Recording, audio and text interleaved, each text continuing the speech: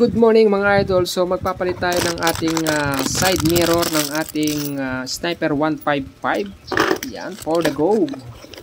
So dahil maliit yung side mirror natin na pinalit dun sa ating stock dati, ay papalitan natin to ng 4-finger side mirror. So dapat ang requirement sa LTO is pasok yung 4 na daliri natin dun sa lens ng ating side mirror. So yung dati kasi 3 daliri lang yung pasok. So bagsak siya sa LTO. Kaya kung malapit na kayong magparehistro, ay palitan nyo na ng required na side mirror or iba pang parts yung ating mga alagang motor. So yan, kinakabit natin dyan mga idol yung ating side mirror. Kinabitan natin yung ayan, kinakabitan natin yung tornilyo nya.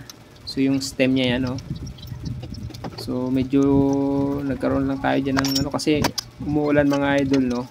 Yung umagang yan after natin na pagka-out natin sa trabaho, no? So nagkanda hulog-hulog pa nga dyan yung mga tornilyo.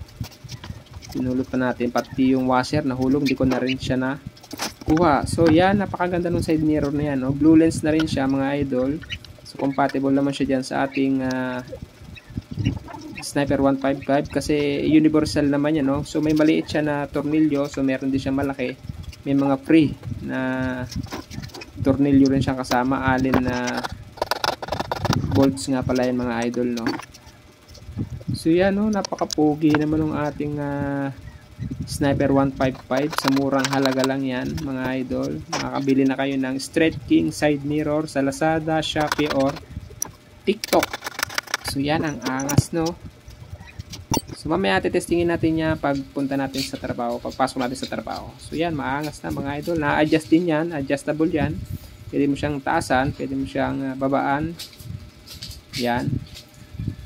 So maganda yung kinalabasan ng ating Sniper 155 sa side mirror na Straight King.